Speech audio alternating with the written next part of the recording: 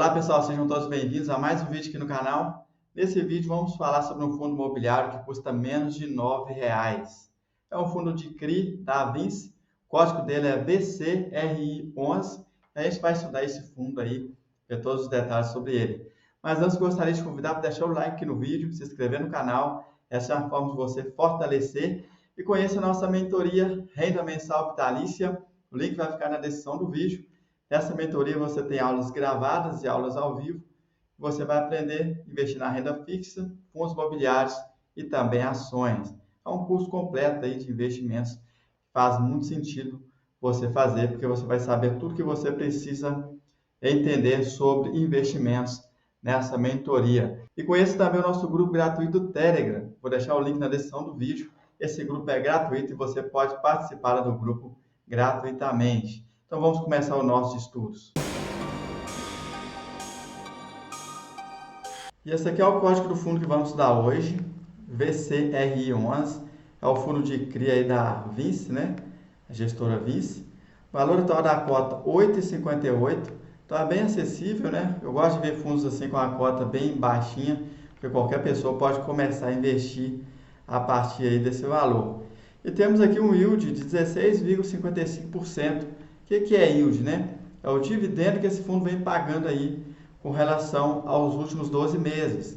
Vai somar todos os proventos pagos aí nesse período e dividir pelo valor da cota. Está pagando bem mais de 1% ao mês. Queda aí nos últimos 12 meses, 7%, né? Arredondando para cima. Então a gente pode ver que o fundo ele bateu a mínima 7,71, subiu, né? E agora está na casa aqui de 8,59 e mesmo assim continua com desconto extraordinário. Valor patrimonial 9,58, ele está com P sobre VP de 0,90, ou seja, está com desconto aí de 10%, considerando a cota patrimonial aí pela cota mercado, né? Dividindo a cota mercado pela cota patrimonial. Patrimônio líquido do fundo 170 milhões. Então o fundo ele tem um patrimônio líquido bem pequenininho, né? Um fundo que foi lançado recentemente. Foi lançado em 2022, pós-pandemia. A gente viu que o mercado não estava tão bom, então ele não conseguiu fazer novas emissões, então não cresceu o fundo. Mas quando a cota recuperar o valor patrimonial, a gestora vai fazer emissões e assim esse patrimônio líquido vai crescer. Temos aqui o número de investidores, 8,4 mil investidores, e aqui a tabela de proventos. Então esse fundo ele vem pagando entre 10 a 12 centavos aí por cota por mês. O último foi 0,10, conforme a gente pode ver aqui. E esse aqui é o relatório gerencial. Vamos dar uma lida nele, né? Ver todos os detalhes aí desse fundo. O gestor é a vice-gestora. Temos o início do fundo, é 12 de 5 de 2021. Então esse aqui foi o início real aí dele, né? A data do início. Público-alvo para investidores em geral, então qualquer um pode adquirir cotas aí dele. O administrador PRL Trust, distribuidores de títulos e valores mobiliários. E a gente vê as taxas, né, até 500 milhões, 0,95% ao ano aí de taxa. Na medida do momento que o patrimônio do fundo vai crescendo, vai diminuindo também as taxas, né? Como ele está ainda abaixo de 500 milhões, então ele está cobrando 0,95% aí de taxa de administração e tem uma taxa de performance de 20% do lucro caixa, corrigido pelo benchmark. Benchmark que é o IPCA mais 3, né? Então temos aqui a explicação de como funciona esse benchmark. Temos aqui alguns destaques: 40 CRIs na carteira, 67% estão atrelados ao IPCA e 33% a CDI. Então aqui a gente já tem uma informação importante, né? Que esse fundo ele é diversificado em dois indexadores, IPCA e CDI. Agora, por exemplo, que acabou de sair o IPCA, ficou negativo aí em junho, né? Houve deflação, então essa parte de IPCA vai sofrer um pouco mais, mas a de CDI vai segurar aí durante esse período. Estimativa de rendimento, isso aqui é um guidance, né? Entre 0,10 a 0,12 centavos. Aquilo que a gente viu, né? O fundo já vem pagando isso, então vai manter, a estimativa é que vai manter esses proventos. Ele fala aqui até julho de 2023, né? Mas eu acredito que isso deve prolongar a mesma coisa até o final do ano. Isso a gente vai ver no próximo relatório gerencial. O CRI Helbo com taxa de CDI mais 2,5% ao ano teve seu vencimento conforme previsto na emissão, após realizar todos os devidos pagamentos. Ele fala aqui de uma movimentação aí de um CRI, né, que foi pré-pagado, teve seu vencimento aí realizado. E aqui a gestora fala sobre monitoramento de ativos. Eles citam aqui o CRI Serpasa, que continua aí no radar de acompanhamento. Então esse CRI deu uma desajustada, por isso que eles estão trazendo esse comentário aqui. Readequação da estrutura de capital e melhoria da liquidez. Quando o CRI não tem liquidez, ele não vai conseguir pagar aí os seus juros. E foi deliberado em assembleia pelos detentores do CRI a carência adicional de 30 dias para pagamento da parcela mensal de juros. Então já foi deliberado em assembleia por causa dessa falta de liquidez aí do ativo. Isso aqui é um problema sério. Operações compromissadas, né? Atualmente o fundo tem uma alavancagem de 1,8%, alavancagem bem pequenininha, tranquilo, né? 1,8% é muito baixo. E a gestora fala que o fundo accruou 1,47 milhão de taxa de performance, uma reserva de resultado não distribuído de 419 mil, equivalente a 0,024 por cota. Então, o que aconteceu, né? Ele accruou essa taxa aí de performance e agora vai passar a cobrar em 12 parcelas mensais. Então, a partir de agora, vai incidir esse custo a mais aí que ficou accruado no fundo, que o fundo vai ter que pagar, né, para a gestora e vai aí impactar a rentabilidade do fundo. Então, temos essa reserva acumulada de 0,02 centavos aí por cota, que vai ajudar na distribuição de provento aí nos próximos meses. E aqui temos a DRE do fundo, no mês de junho de 2023, somando todas as receitas aqui com CRIs, FIIs e financeiros, 1,9 milhão, né, de receita.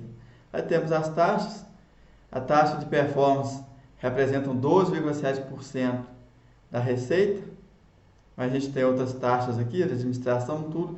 Então as taxas desse fundo está bem alta, né? Está muito elevada, está pesando muito na rentabilidade do fundo.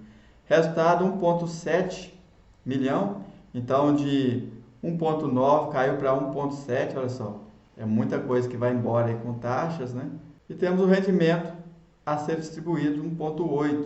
Então nesse mês ele já usou lucros acumulados. E o resultado acumulado por cota não distribuído está 0,024. Isso que a gente viu anteriormente. Nesse momento a rentabilidade do fundo aí está perdendo para o CDI, também para o IFIX. A gente pode ver que o fundo, essa linha azul, né, mais clara aqui, performando 4,5%. A gente vê o IFIX 13,8% e o CDI 15,3%.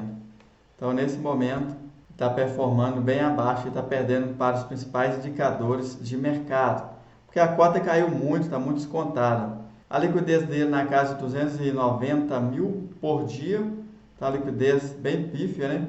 Muito difícil para comprar. E quem comprar ele nesse patamar de cota atual, está em torno aqui de 8,62, né? Está até um pouquinho menos hoje, vai receber um yield aí na casa de 14,6%. Está comprando uma carteira IPCA mais 9,3%, que é uma rentabilidade muito boa. Então, quem adquirir nesse preço vai receber uma rentabilidade alta aí por um período de tempo aí bem longo. Interessante que mesmo que a Selic caia, né, quem compra esse tipo de fundo vai ter uma rentabilidade um pouco maior por um longo período aí de tempo. Patrimônio líquido do fundo, 171,3 milhões. A gente vê que ele tem obrigações de 5,9 milhões a pagar, 0,03 por cota somente. Então o fundo está bem tranquilo financeiramente.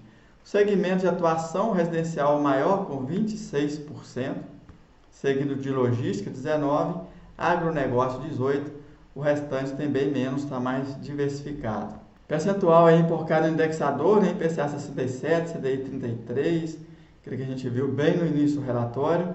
E aqui a gente vê a carteira de crédito, a primeira delas são os ativos IPCA. E aqui a gente vê o percentual com relação ao patrimônio líquido, maior concentração, 10,1%.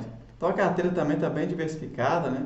Aqui a gente vê as taxas, são taxas boas aí no meu ponto de vista, algumas mais arriscadas, né? IPCA mais 12, duas operações aqui, a IPCA mais 12, temos IPCA mais 9, então são operações aí de médio risco, outras até de high yield, né? IPCA mais 12 já é considerado aí high yield.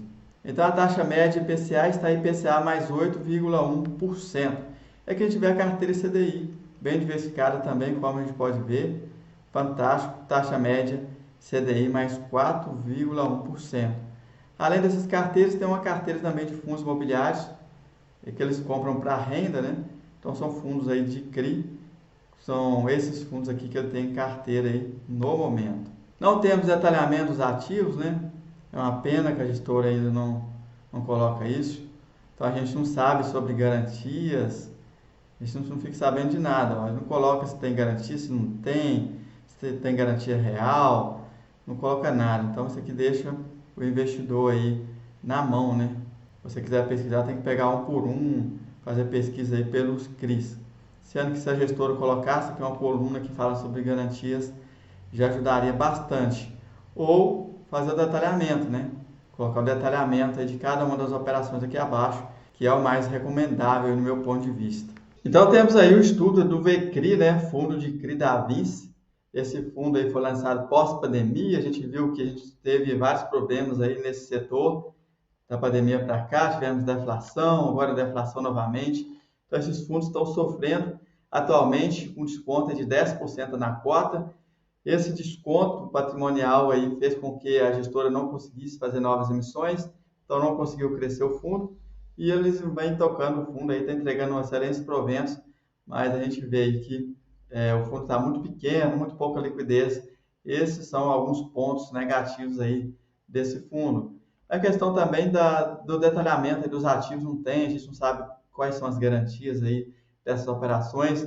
Eu acredito que a gestora já deveria ter colocado isso, né? Porque o fundo já tem um período grande de existência, é um fundo pequeno, então tem que organizar desde agora, colocar aí os detalhes para o investidor que está investindo, saber quais são os riscos das operações, tem garantias ou não. Porque nesse caso aqui, você comprando um ativo, você tem que confiar totalmente aí na gestora, né? Ou então pegar operação por operação e demorar aí um século para você fazer toda essa pesquisa individualmente. No mais, eu gostaria de reforçar que esse canal não indica investimentos. Se você assistiu até aqui e não deixou o like, deixa o like, se não é inscrito, se inscreva, dê essa força aí. Um grande abraço e até o próximo vídeo.